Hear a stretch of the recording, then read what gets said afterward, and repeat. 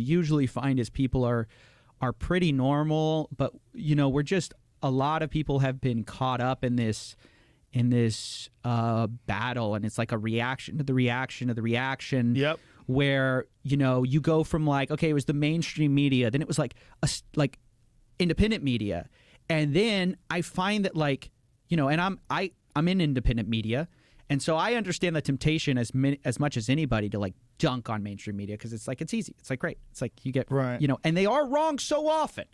Yeah. But then the mainstream media gets pissed off, and they're like, hey, look, you independent media, you're just, all you do is spend your time complaining about us. What are you actually doing in terms of news gather? Are you on the ground? What are you doing? Sometimes they are, but I think the news, it's all just kind of decentralizing into a lot of different camps, and there's good people everywhere, and there's bad people everywhere. There's great journalists, who are trying to make a difference in bureaucracies at MSNBC or wherever. There's great people, there's great regulators trying to make a difference, but everyone's dealing with their own incentive problems and their own challenges with bias and their own echo chambers, that they make mistakes, and then when they make mistakes, the other team just goes like, yeah, there's that, and then there's also financial incentives.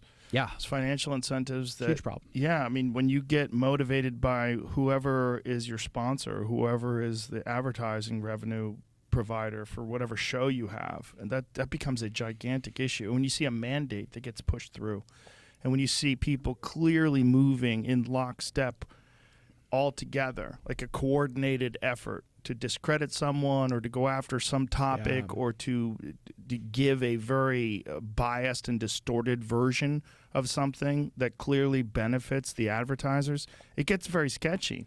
And for the mainstream people to say, like, what do you do? All you do is criticize us. Well, that's a very valuable role, guys. Like, that's a very valuable role, because you people are fucked. Like, you're not Walter Cronkite. This is not the New York Times of 1970. This is a completely different animal.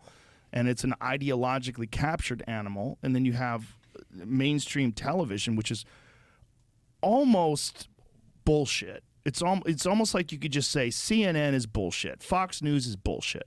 How much of it is bullshit? Is it 30% bullshit? Well, if I gave you a sandwich and it was a cheeseburger, but it was 30% dog shit, am I allowed to call that a cheeseburger? Now, you have a dog shit infected cheeseburger, right? And that's what a lot of television news is. And it's not news because they need to get you informed, because it's like a service that they're providing, because most people don't have the time to gather that information. No, it's a propaganda disseminating entity that relies on advertising. The advertising shapes the propaganda that gets disseminated. That's fucking dangerous. And so if independent media doesn't exist, where someone who's not captured by that can't point that out, we've got a real problem with information. Because then it's going to be who has the most money and who can buy out the most media. And there's a lot of that going on, and that's scary. It's scary for people that don't know the truth, and it feels horrible when you get duped. When you think that a mainstream story is correct, and then you find out, oh my God, I got fucked. Yeah. Yeah, well, I mean, what I think is everyone, the problem with like pointing out financial incentives is like, everyone has financial incentives. Everyone, even independent media has to make a buck somehow, right? But what I'll say is, I've been on some of these like mainstream shows, not many of them, but a few of them have invited me on, and what I've noticed is they're just bad. Like the platform itself is just a bad way to express yourself. Absolutely. Because you go on, I went on one, and I won't name it, but like you're in this waiting room, and they join you in the waiting. It's like this Zoom version of it, and they go, "Hey, how's it going?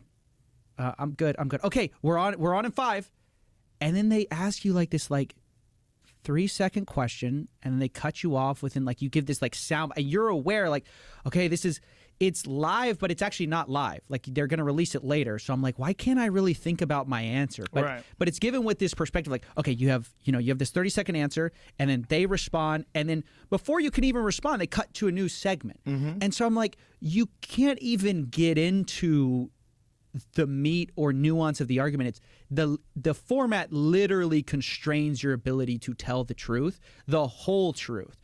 And so one of the things that I think has been so just unlocking about YouTube is like I just released a story and it was about a 30-minute story. So you know how long it was?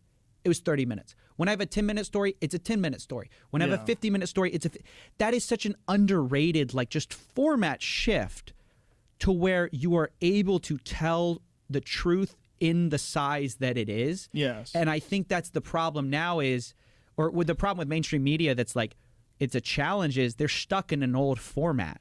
Yeah, and it's unfixable because they're connected to advertising. So they have to go to commercial every X amount of minutes. And that's not going to change. Yeah, and you need the in and you need the out. And they also have a time. They have a time spot. So their time slot is 8 p.m. to 9 p.m. That's it. So there's many subjects that are deeply nuanced, and you can't cover them in 60 minutes. And you don't get 60 minutes anyway. You get 44 with commercials, or maybe even less, depending on the show. You're fucked. You're fucked because it must be incredibly frustrating for someone who exists in mainstream media to see a person like you go into a deep dive and then they'll look at the video and like, this motherfucker got 3 million views. Like, this is crazy. My stupid fucking show on what network gets, if you're lucky, a couple of 100,000. And that in the key demographic, what is it, like 40, 50,000? Yeah. And these are like big shows. Yeah. And that's hilarious. But also, it's great for you. It's great for me. And it also shows that people have this perception that because short attention span formats like TikTok work, they're very effective, that's the only thing people want to consume. That's not true. It's not true. I think it's actually kind of like splitting into two things where you have like, hey, I have a break. I'm going to watch something short. Or, hey, I'm like, I'm going to go do something. Let me put on a show. Let me learn while I'm... That's become hugely popular. Yes. It's like, hey, I'm setting up something in my office. Let me turn something on and learn something, hopefully. While I'm doing it. While you're cleaning your office, you're actually absorbing something. Exactly. Yeah. Exactly. I'm like...